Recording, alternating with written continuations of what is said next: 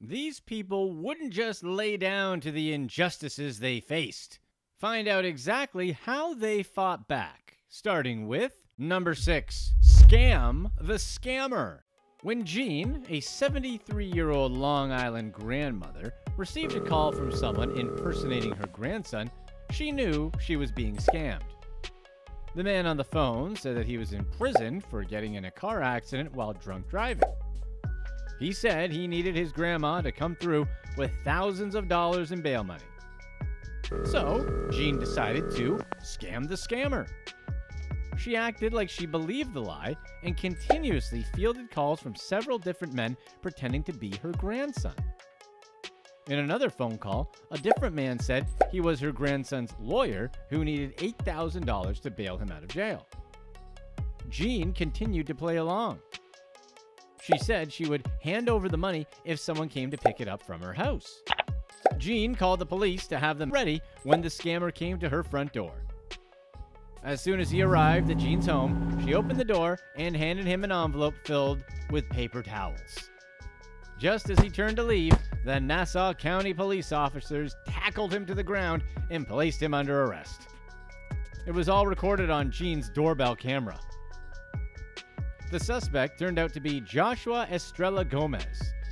He was charged with attempted grand larceny in the 3rd degree.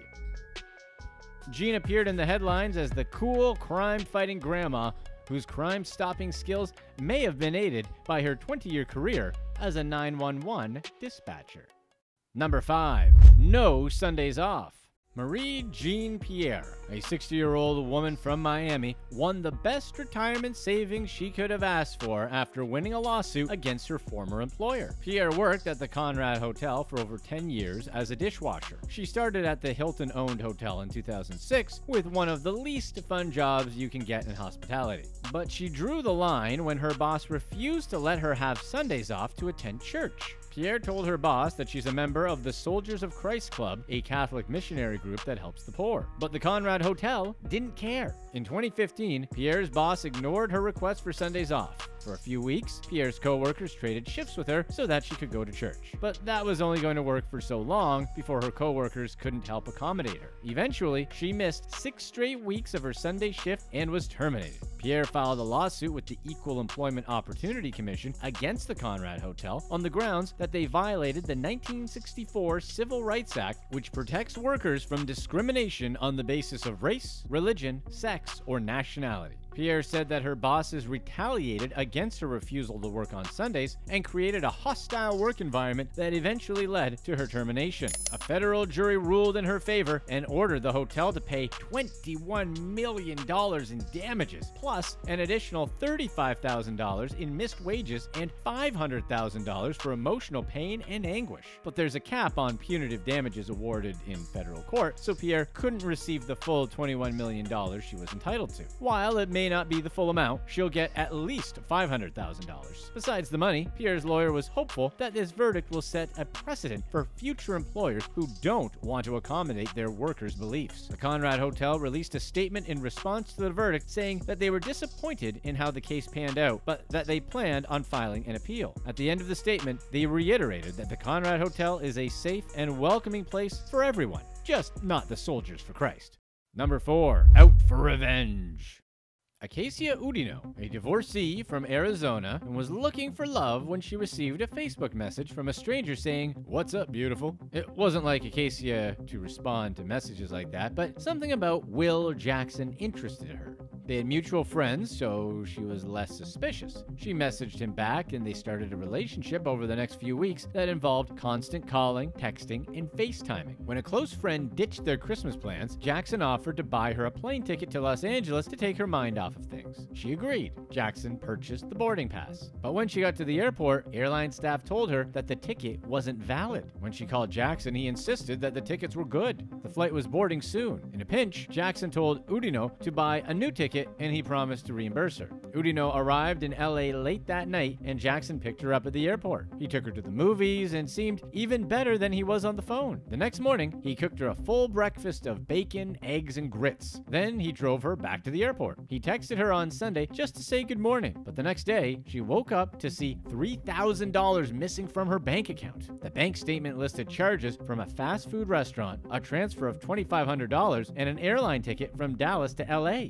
Udino immediately had a feeling that Jackson was the culprit. When she tried to reach him, she realized that he blocked her from texts and calls. Between 2002 and 2012, William Howard Jackson accumulated 75 charges in 3 different counties, scamming the women he dated. About half the charges were felonies, including fraudulent use of a credit card and grand theft. His public defender said it was one of the longest rap sheets he'd ever seen. But by 2014, Jackson's exes and victims found each other on Facebook and started networking. They created awareness about Jackson's crimes on social media, reaching out to current and former girlfriends, and sometimes even their parents. In January 2019, Jackson convinced yet another woman to fly out to him in Los Angeles. He asked her to cover the cost of a rental car since his card had apparently been declined. She said yes, but the next morning, Jackson left her and drove away in the car that was under her name. She called the rental car company to see if he returned the car, which he didn't. When another of Jackson's victims saw the stolen rental car parked outside his house, the police finally had enough evidence to make an arrest. Finally, Jackson was in police custody.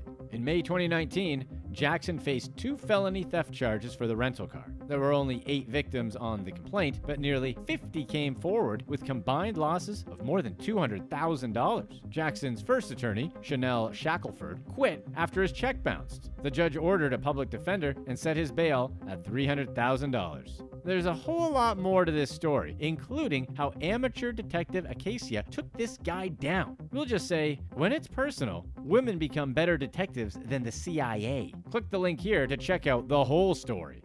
Number 3. Towed out to dry.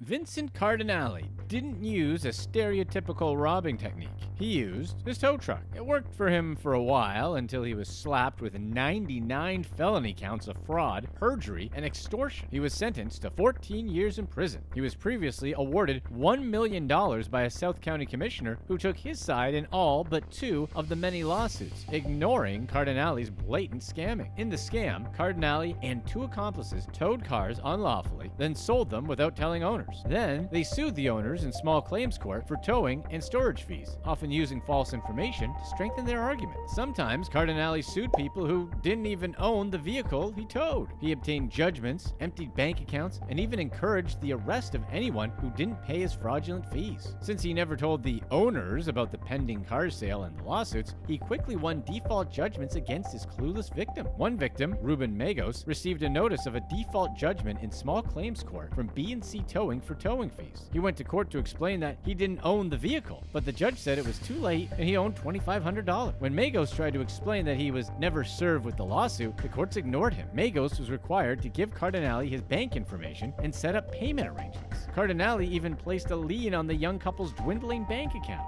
There were 12 more people in court that day who denied ever owning the vehicle in question. One victim had to tell her husband that she didn't have grocery money because of the payment she had to make to B&C Towing. Cardinale mostly targeted middle and lower class people, many of whom were struggling to make ends meet or could hardly speak English. He sued retired San Jose firefighter John Castro Jr. and his father. When Cardinale realized the elder Castro died, he penciled in Jr. next to the father's name on the DMV paperwork for the 1981 BMW. Another victim was an Air Force major executing missions in Afghanistan. His security clearance was threatened when the lawsuit caused his credit score to decline. Basically, Vincent Cardinale was not a cool dude. Things started going downhill in 2005 when Cardinale sued State Farm Insurance for back fees on 2 cars the company didn't own. When State Farm didn't win the case, they appealed and brought in attorney Gregory Adler as a witness. He worked for an online auction company that sold the vehicles in question on behalf of State Farm. Adler got suspicious when he noticed just how many lawsuits B&C Towing filed. He started documenting evidence of fraud and helped several victims subpoena DMV records to prove their innocence. Above all, Adler couldn't understand how the city commissioner, Gregory Salvador, didn't notice a pattern in Cardinale's scamming. Salvador should have noticed that all of the defendants had the same story of never owning the vehicle in question or being served with a lawsuit, but he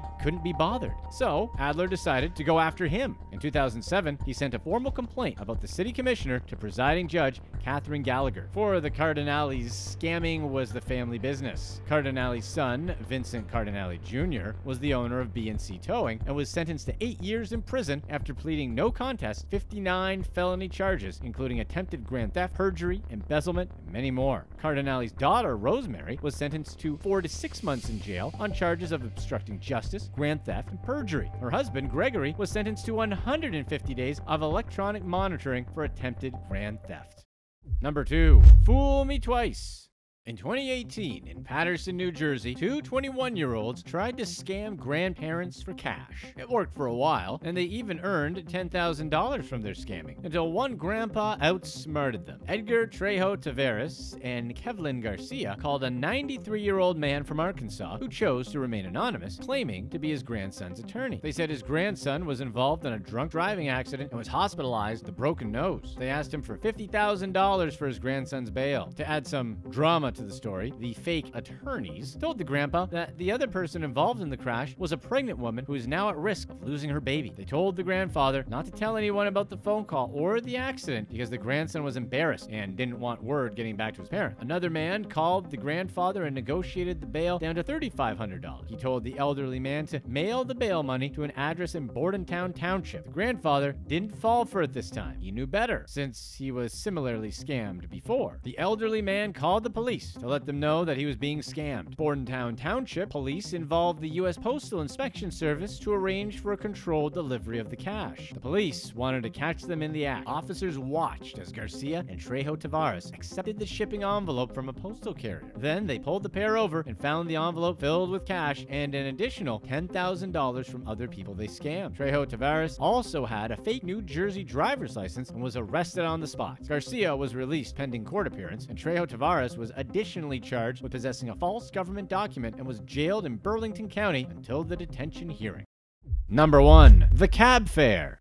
British expat Joshua Fox was on vacation in Sydney, Australia, when suddenly he found himself as the acting detective when he became the victim of fraud. Fox is a content producer for shows such as Married at First Sight. He was enjoying a night out in Sydney when he realized thousands of dollars were missing from his bank account. That night, Fox went to an ATM to withdraw $300 and then received a warning that someone used his card to spend more than $1,000 at a tobacco shop. The scammers tried to use the card again for another $1,000 purchase. But by this point, Fox blocked the card and the transaction failed. He contacted both the police and his bank, neither of whom helped. When Fox reported the fraudulent charges to Commonwealth Bank, they told him it could take up to 45 days to get his money back. Not wanting to wait a full month and a half to get his $1,300 back, he took matters into his own hands. Fox set up his bedroom as a personal CSI office, with evidence hung up on the walls. He bought a portable siren for himself just in case he needed to chase down the scammers himself. He started by retracing his steps from that night. It started with a night at Frankie's Pizza in the Sydney Central Business District.